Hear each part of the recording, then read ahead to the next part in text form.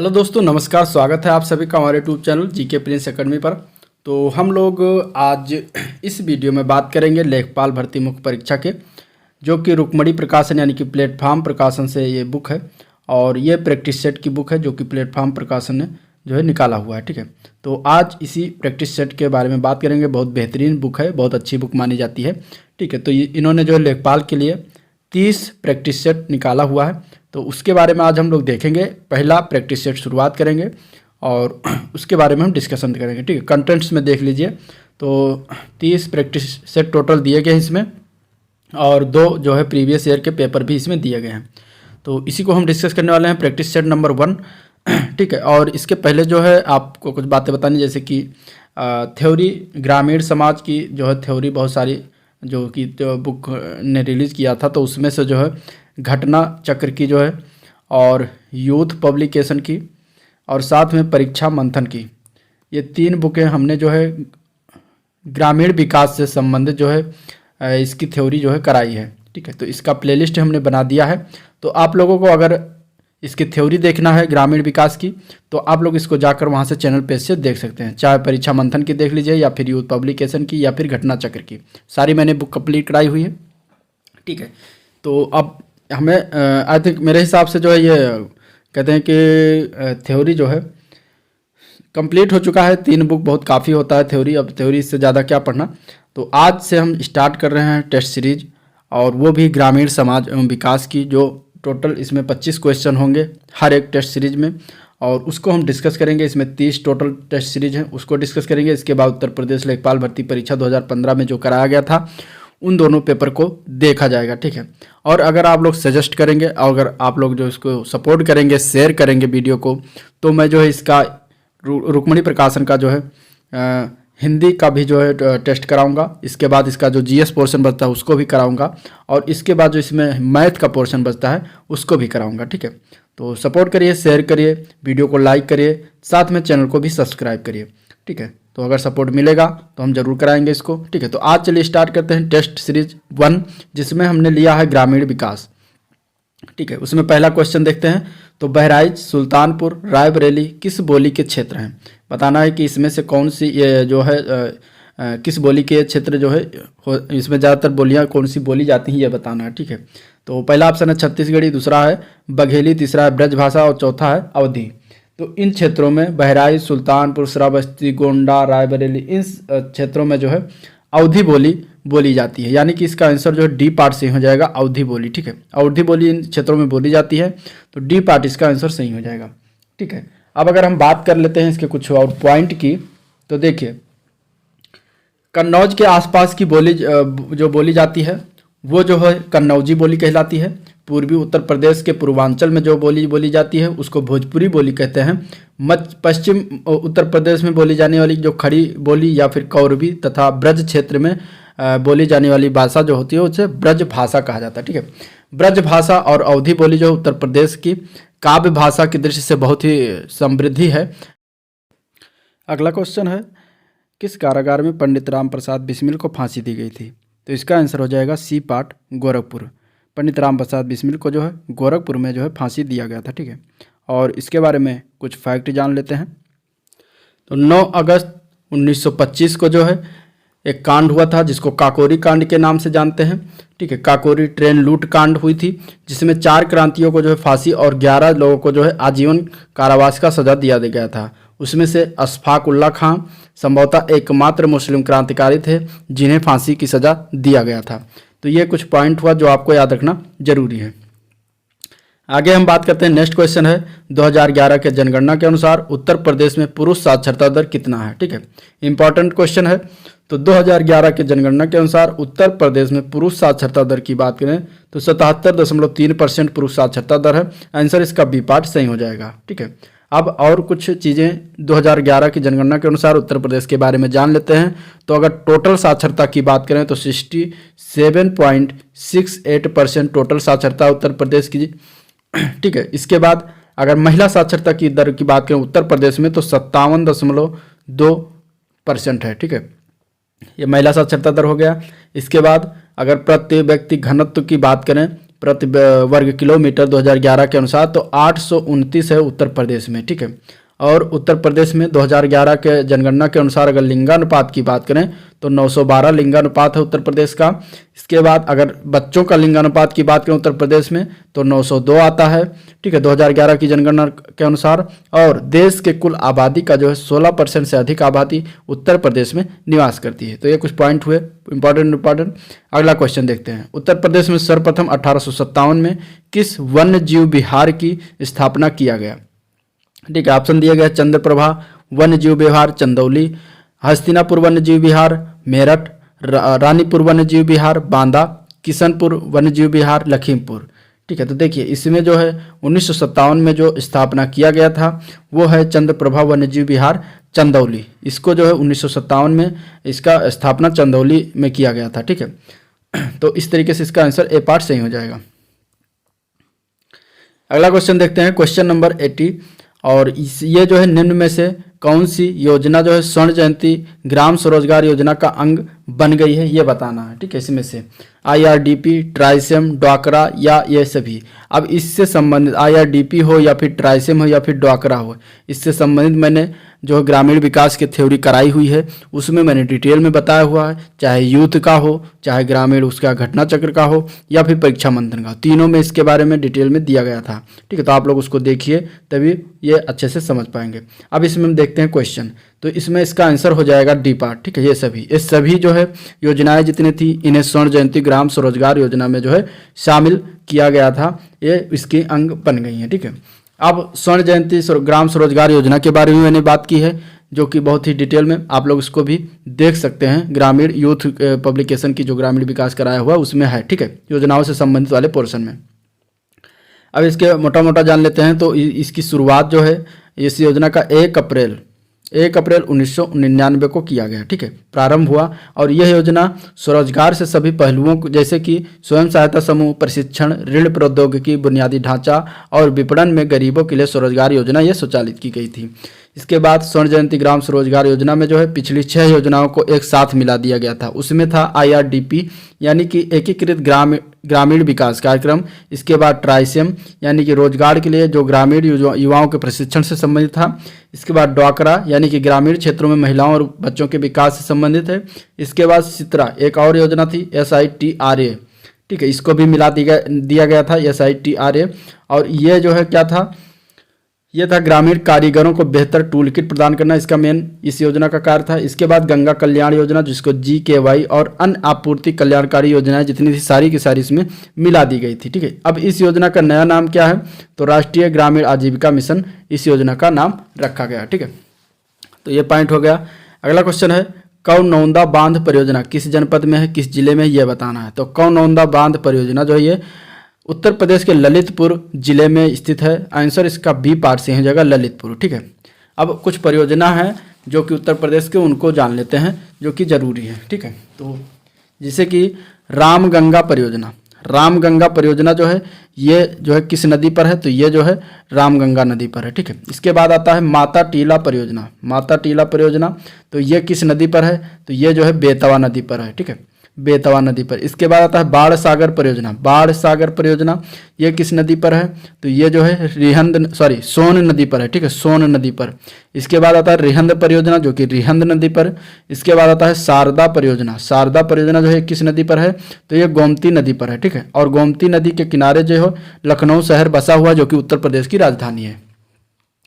इसके बाद माता टीला परियोजना जो है मध्य प्रदेश और उत्तर प्रदेश की योजना की जो है संयुक्त परियोजना, ये भी याद रखना है। और बाढ़ सागर परियोजना की बात करें तो ये मध्य प्रदेश, उत्तर प्रदेश और बिहार की संयुक्त परियोजना है, ठीक है। भारत में प्रथम DVC की स्थापना कब हुआ था, तो 1948 में किया गया। ये भी चीज़ें हो गई। अब आगे हम बात करते हैं फिर अगला क्वेश्चन, उत्तर प्रदेश की कुल जनसंख्या में जो है जनजातियों का परसेंटेज कितना है, ठीक है। देखिए तो उत्तर प्रदेश की कुल जनसंख्या में जनजातियों का परसेंटेज जो है 0.6% है। तो आंसर इसका डी पार्ट से हो जाएगा 0.6%, ठीक है। इसके बाद अब कुछ मुख्य जनजातियों के बारे में जान लेते हैं कि जो कौन कौन सी जनजातियां जो उत्तर प्रदेश में पाई जाती हैं। तो उसमें आ गया मुख्य जनजातियों में गोंड आता है, ठीक है, जौनासारी जनजातियां हैं। इसके बाद उसमें थारू आता है, थारू हैं। और इसके बाद बुक्सा हैं, अगेरिया हैं, चेरो, धुरिया जनजात, अटारी जनजात, पंखहरिया जनजात, बागा जनजात, ठीक है, राजगोंड जनजात, सहरिया जनजात, खरवार जनजात, ठीक है, इसके बाद महिगिरी जनजात, महिगिरी जनजात, इसके बाद ओझा जनजात, ठीक है, भुइयाँ, ठीक है, पधारी और नायक जनजात आदि जो हैं ये सारे उत्तर प्रदेश में निवास करती हैं। ठीक है, तो ये कुछ चीज़ें हुई। इसके बाद उत्तर प्रदेश की अगर सबसे बड़ा जनजात की बात करूँ तो वो है थारू। ठीक है, थारू जनजात जो है उत्तर प्रदेश में सबसे बड़ी जनजाति है। थारू जनजात जो है किस वंश के अपने मानते हैं अपने आप को, तो ये किरात वंश के मानते हैं, किरात वंश के मानते हैं। ठीक, किरात। इसके बाद थारू जनजात के लोग उत्तर प्रदेश में अगर कहाँ पर अधिकता पाए जाते हैं तो गोरखपुर के तराई क्षेत्रों में ये अधिकतर निवास करते हैं। ठीक है, इसके बाद जौनासारी जनजात जो हैं ये सबसे ज़्यादा जो है मुख्यतः उत्तराखंड में निवास करते हैं। ठीक है, बुक्सा जनजात जो है उत्तर प्रदेश के बिजनौर जिले में बुक्सा जनजात पाई जाती हैं। बुक्सा जनजात बिजनौर जिले में जो है बुक्सा जनजात पाई जाती है, निवास करते हैं। खरवार जनजाति जो है ये सोनभद्र जिले में निवास करते हैं। तो ये कुछ जनजातियों के बारे में हो गया। अब अगला क्वेश्चन देखते हैं। पंचायती राज व्यवस्था से संबंधित 73वां संविधान संशोधन विधेयक जो 1992 संपूर्ण भारत में कब लागू किया गया ये बताना है। ठीक है, इसको भी मैंने डिस्कशन किया हुआ है। अभी मैंने जो घटना चक्र सामान्य ज्ञान की पॉलिटी उसमें अपडेट कराई तो उसमें है। ठीक है, और इसके बाद ग्रामीण क्षेत्र में ग्रामीण विषय जो ग्रामीण की पुस्तक मैंने पढ़ाई हुई है, चाहे घटना के चाहे यूथ पब्लिकेशन, उसमें तो एक पूरा एक चैप्टर दिया गया है। तो आप लोग उसको देखिए जाके, बहुत इंपॉर्टेंट है। तो देखिए अब इसका आंसर क्या हो जाएगा, तो इसका आंसर हो जाएगा 24 अप्रैल 1993 को। ठीक है, और 24 अप्रैल को क्या मनाया जाता है, राष्ट्रीय पंचायती राज दिवस, जो कि इसी के उपलक्ष्य में मनाया जाता है। तो ये आपको याद रखना इस तरीके से 24 अप्रैल 1993 को जो भारत में लागू किया गया था पंचायती राज व्यवस्था। ठीक है, और इसके बारे में जान लेते हैं तो 73वां संविधान संशोधन के द्वारा जो है भारतीय संविधान में 11वीं अनुसूची भी जोड़ी गई थी। 11वीं अनुसूची जोड़ी गई थी, ये भी याद रखना है। ठीक है, और 11वीं अनुसूची में कितने विषय हैं, तो 29 विषय हैं टोटल।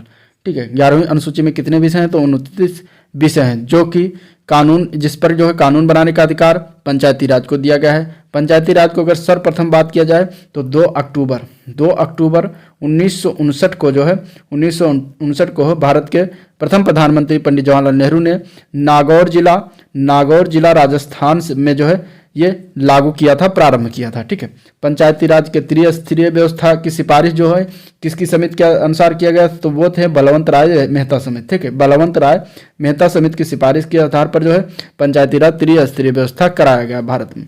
और 2 स्तरीय पंचायती राज व्यवस्था का सिफारिश किसने किया था, तो अशोक मेहता ने कराया था। ठीक है, अशोक मेहता।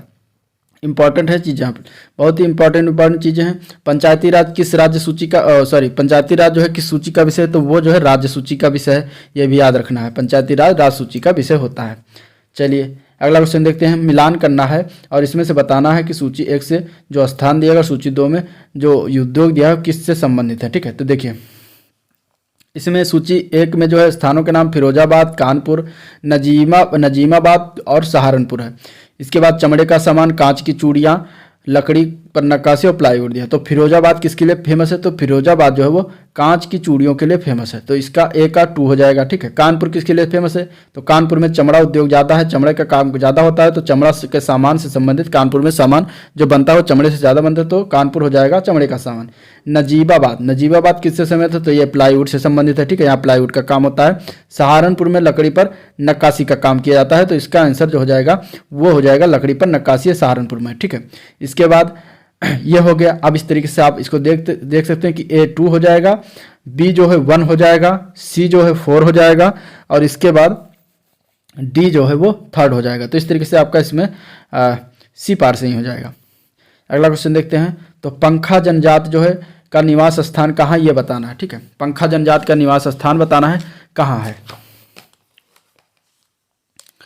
तो पंखा जनजाति का निवास स्थान की बात करें तो ये जो है पंखा जनजातियाँ ये सोनभद्र में निवास करती हैं। आंसर इसका जो है ए पार से हो जाएगा, सोनभद्र जिला। ठीक है, अब उत्तर प्रदेश में सबसे ज़्यादा जनजाति जो है सोनभद्र जनपद में निवास करती हैं। ठीक है, और सोनभद्र जिले में जो है बैंगना जनजाति भी पाई जाती है। बैंगना, ये भी याद रखना है।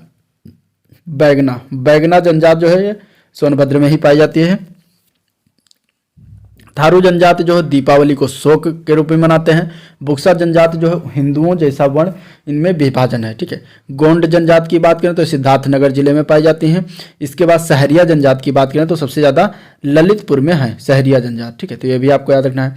तो ये कुछ पॉइंट हो गए जनजातियों से संबंधित जनजातियों के बारे में। अब आगे हम बात करते हैं फिर अगले क्वेश्चन में। उत्तर प्रदेश निम्न में से किन फसलों का देश में सबसे बड़ा उत्पादक है, ये बताना है। तो उत्तर प्रदेश जो है इसमें से जो है सबसे बड़ा उत्पादक की बात करें तो वो है आलू, ठीक है। आलू में सबसे बड़ा उत्पादन उत्तर प्रदेश का स्थान आता है उत्तर पूरे भारत में, ठीक है। इसके बाद उत्तर प्रदेश की बात करें तो गेहूं उत्पादन में भी देश का प्रथम स्थान आता है, देश में प्रथम स्थान आता है गेहूं उत्पादन में भी, जो कि गेहूं अब ऑप्शन में था नहीं, ठीक है। आलू था तो आलू हो जाएगा। गेहूं भी प्रथम स्थान रखता है और गन्ना के उत्पादन में भी प्रथम स्थान है उत्तर प्रदेश का। तो ये तीन जो है फसल हैं जो कि जिसके बारे में जो है पहला स्थान आता है उत्तर प्रदेश का। इसके बाद चावल के उत्पादन की बात करें तो पश्चिम बंगाल जो है प्रथम स्थान इसमें आता है, पश्चिम बंगाल चावल के उत्पादन में।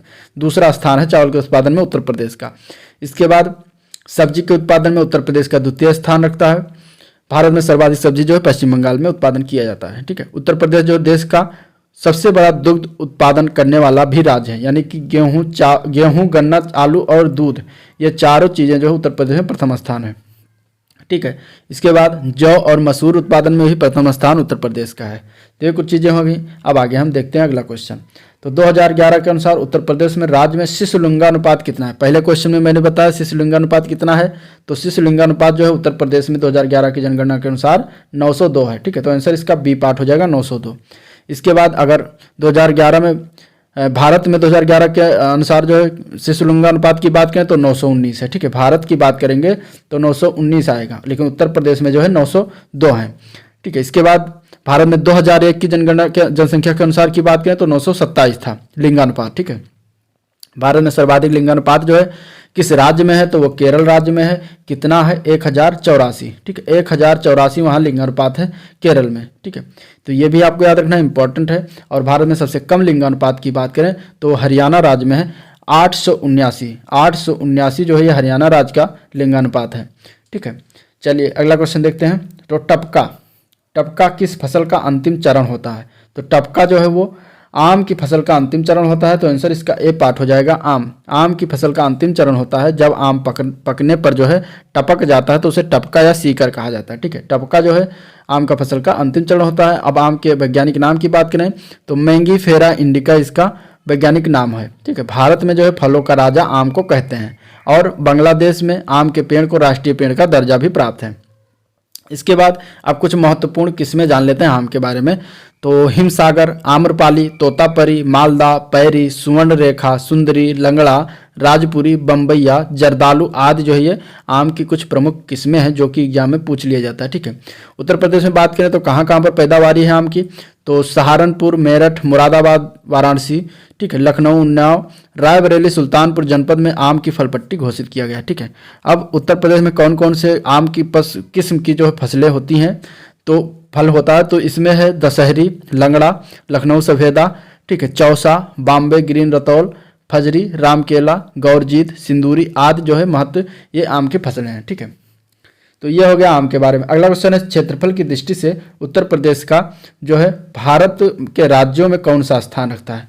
तो क्षेत्रफल की दृष्टि से अगर बात करें तो उत्तर प्रदेश का भारत के राज्यों में चौथा स्थान है, ठीक है। आंसर इसका ए पार्ट हो जाएगा सही, ठीक है। अगर जनसंख्या की दृष्टि से बात करें तो पहला स्थान आएगा।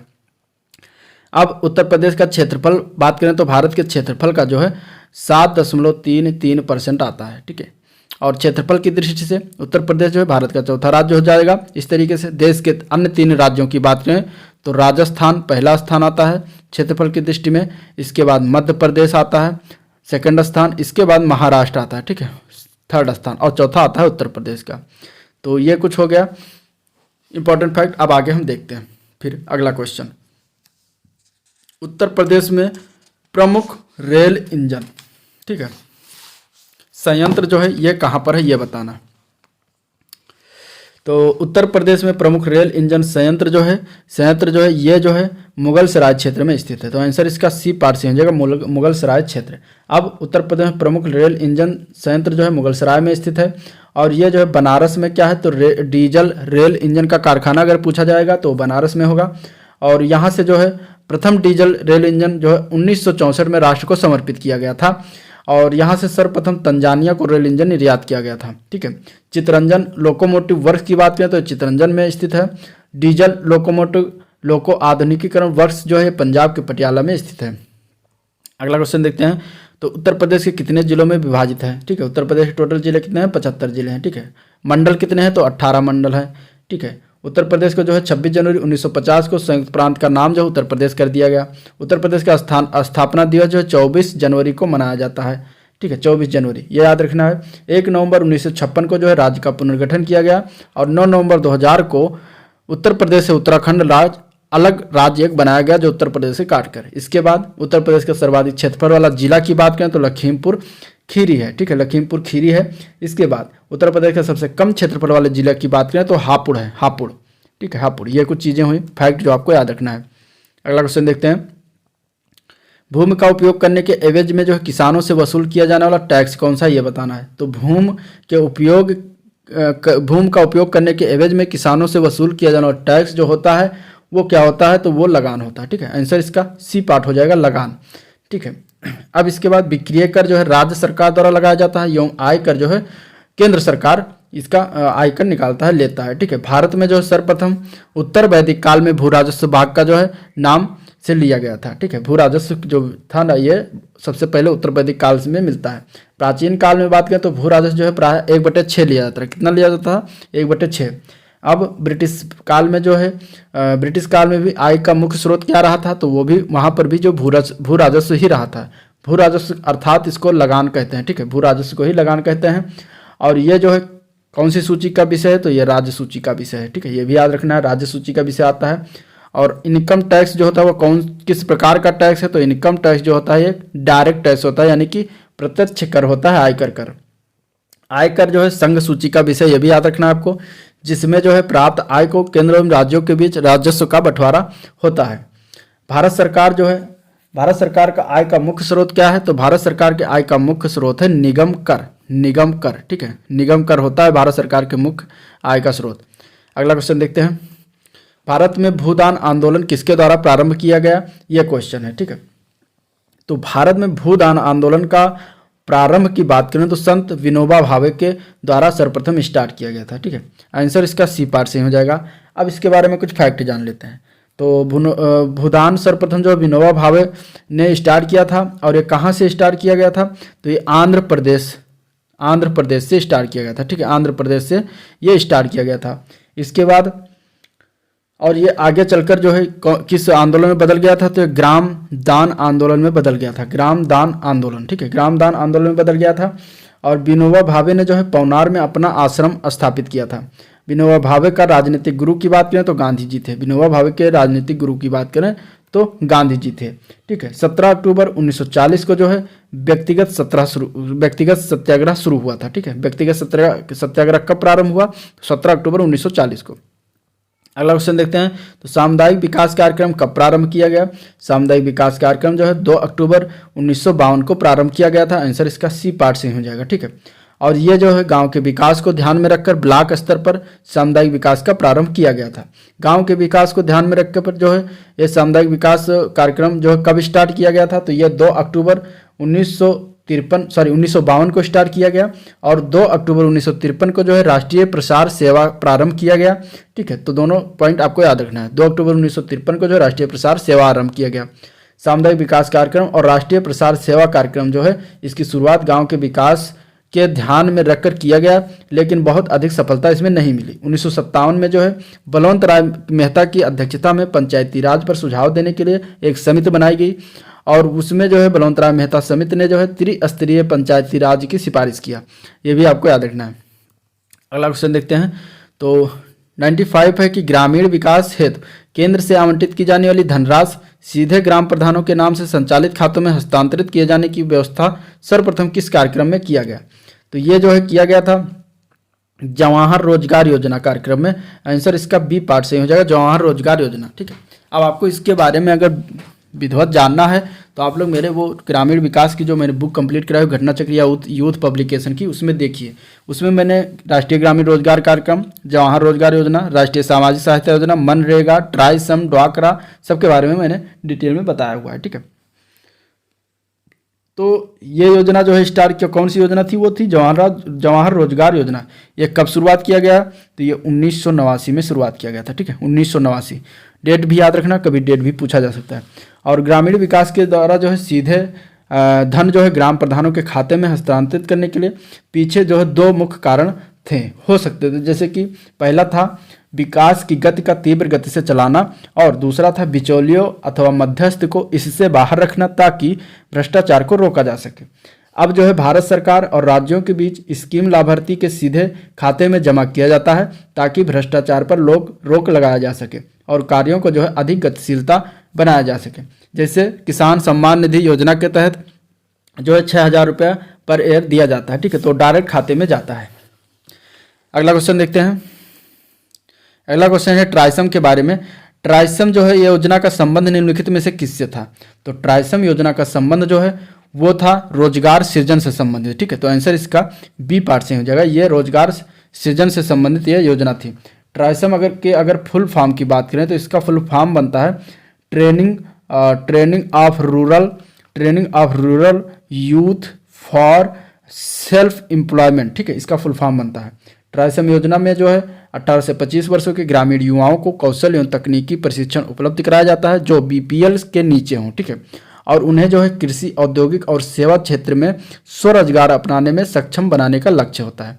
इस योजना का लाभ उठाने वाले में जो है आधे महिला होना चाहिए, ये भी इसका एक कंडीशन है। और ये योजना जो है 15 अगस्त 1979 कब स्टार्ट किया गया? तो 15 अगस्त 1979 को जो है स्टार्ट किया गया, ये भी याद रखना है। ठीक है, डेट जरूरी है याद रखना। चलिए अगला क्वेश्चन देखते हैं।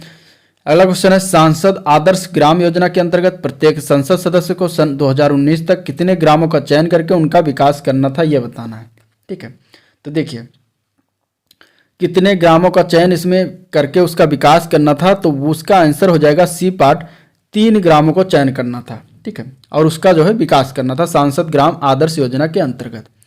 ठीक है, तो ये आंसर इसका सी पार्ट से हो जाएगा। अब इसमें जो है इसके अंतर्गत प्रत्येक सांसद को 2019 में, इसके बाद इसकी शुरुआत कब हुई ये जान लेते हैं। तो शुरुआत जो हुआ वो 11 अक्टूबर 2014 को यह शुरुआत किया गया था। ठीक है, प्रधानमंत्री मोदी द्वारा यह शुरुआत किया गया था। इसका उद्देश्य क्या था? आदर्श ग्राम बनाकर मॉडल ग्राम के रूप में ग्रामीण विकास के लिए प्रोत्साहित करना।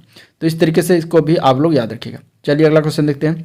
तो निम्नलिखित में से कौन सा भूमि सुधार से संबंधित? चिपको आंदोलन, भूदान आंदोलन, ए और बी दोनों, अथवा ना तो ये ना तो बी। देखिए भूमि सुधार आंदोलन की बात करें तो वो जो है भूदान आंदोलन से संबंधित है। ठीक है, चिपको आंदोलन जो है ये पर्यावरण से संबंधित है। तो भूदान आंदोलन जो है ये कब स्टार्ट किया गया, अब इसके बारे में हमने जो है डिटेल में बात किया, अब उसके बारे में हम बात नहीं करेंगे। अब हम देखते हैं चिपको आंदोलन। चिपको आंदोलन का संबंध जो है वृक्ष के संरक्षण से संबंधित है।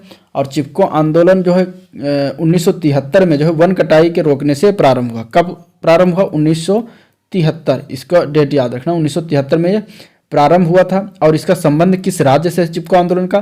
तो ये जो है संबंध इसका उत्तराखंड राज्य से है। ठीक है, उत्तराखंड राज्य से संबंधित है, यहीं से स्टार्ट हुआ। इसके बाद एक और आंदोलन है अपिक्को आंदोलन। अपिक्को आंदोलन जो है कर्नाटक क्षेत्र में पर्यावरण संरक्षण को लेकर शुरुआत हुआ। और अपिक्को आंदोलन के प्रेरणा स्रोत कौन थे? तो पी हेगड़े थे। ठीक है, पी हेगड़े। तो 3 आंदोलन, चिपको आंदोलन, अपिक्को आंदोलन और भूदान आंदोलन। इस क्वेश्चन का आंसर जो होगा वो होगा भूदान आंदोलन। ठीक है, अगला क्वेश्चन देखते हैं। तो निम्नलिखित मृदाओं में कौन सी ग्रेनाइट व नाइस यानी कि नाइस के अपक्षय से निर्मित होती है, ये बताना है। लाल मृदा, काली मृदा, पीली मृदा या लेटेराइट मृदा। ठीक है, तो ग्रेनाइट और नाइस के अपक्षय से जो मृदा बनती है, निर्मित होती है, उसको हम कहते हैं लाल मृदा। इसका आंसर हो जाएगा ए पार्ट। ठीक है, अब इसके बारे में कुछ चीज़ें जान लेते हैं। तो ग्रेनाइट आग्नेय चट्टान होती है। ग्रेनाइट का मुख्य अवयव जो होता है स्फटिक और फेल्सपार होता है। चोल शासक जो है राजराज प्रथम द्वारा बृहदेश्वर मंदिर का जो निर्माण करवाया गया था वो ग्रेनाइट चट्टानों से ही करवाया गया था। ठीक है, आग्नेय चट्टानों को जो है प्राथमिक या मात्र शैल भी कहते हैं। ग्रेनाइट चट्टानों से कायांतरित होकर नीस चट्टान की निर्माण होती है। बेसाल्ट से जो है शिस्ट का निर्माण भी कायांतरित चट्टान के अंतर्गत होता है। ठीक है, रासायनिक प्रतिक्रिया के द्वारा जो है चट्टानों के रंग, आकार और संरचना में परिवर्तन हो जाता है। तो इसका आंसर जो है ए पार्ट से हो जाएगा लाल चट्टान। इसके बाद अब देखेंगे क्वेश्चन नंबर लास्ट इस प्रैक्टिस सेट 1 का। तो यूनाइटेड प्रोविंस कब उत्तर प्रदेश बना, ये बताना है। तो यूनाइटेड प्रोविंस का नाम जो है 1950 में बदलकर उत्तर प्रदेश नाम रखा गया। तो इसका आंसर जो है वो सी पार्ट से हो जाएगा 1950। अब इसके बारे में कुछ चीज़ें और जान लेते हैं। तो 1877 की बात करते हैं। सबसे पहले 1877 में जो है उत्तर पश्चिम प्रांत का नाम बदलकर आगरा एवं अवध प्रांत रखा गया। ठीक है, ये 1877 में जो है ये बदल कर रखा गया, आगरा एवं अवध प्रांत, आगरा एवं अवध प्रांत। ठीक है, इसके बाद 1937 में फिर इसका नाम बदला गया। 1937 में इसका नाम बदलकर आगरा और अवध से नाम बदलकर संयुक्त प्रांत रख दिया गया, संयुक्त प्रांत। ठीक है, संयुक्त प्रांत। संयुक्त प्रांत नाम कब रखा गया था, ये 1937 में रखा गया था। फिर इसके बाद 24 जनवरी 1950 को संयुक्त प्रांत का नाम बदलकर जो है उत्तर प्रदेश कर दिया गया। इसके बाद 2000 में जो है उत्तराखंड एक अलग राज्य का निर्माण किया गया उत्तर प्रदेश से काटकर। और 1921 में जो है उत्तर प्रदेश की राजधानी की बात करें 1921 में, तो कहाँ पर थी वो, इलाहाबाद थी, इलाहाबाद। ठीक है, इलाहाबाद थी। 1921 के बाद उत्तर प्रदेश की राजधानी जो है वो लखनऊ हो गया। इसके बाद की बात करें तो लखनऊ कब से हुआ, तो लखनऊ 1921 के बाद जो है उत्तर प्रदेश की राजधानी बनी थी। उसके पहले जो थी वो इलाहाबाद थी। तो ये कुछ पॉइंट उत्तर प्रदेश से संबंधित हो गया जिसको हम लोगों ने डिस्कशन किया। तो ये था प्रैक्टिस सेट नंबर 1 जिसका हम लोगों ने डिस्कशन किया। उसमें ग्रामीण विकास से संबंधित 25 क्वेश्चन का। और वीडियो कैसे लगा आप लोग कमेंट करके बता सकते हैं। अगर आपको हिंदी और जीएस की भी चाहिए तो आप लोग कमेंट करके उसका फीडबैक दे सकते हैं। ठीक है, तो अगर सपोर्ट करें तो आगे हम इसको भी बनाएंगे। और ये ग्रामीण परिवेश की हम जो प्रैक्टिस सेट को जब स्टार्ट किए हैं तो प्रैक्टिस सेट 30 टोटल हम इस रुक्मणी प्रकाशन का कराकर तभी इसको एंड करेंगे। ठीक है, तो देखते रहिए वीडियो को और अपने दोस्तों में शेयर करते रहिए। यहाँ तक आए तो लाइक भी कर दिए, चैनल को भी सब्सक्राइब कर दीजिए, साथ में बेल आइकन भी प्रेस कर दीजिएगा। ठीक है, तो मिलते हैं नेक्स्ट दिन, तब तक के लिए थैंक यू।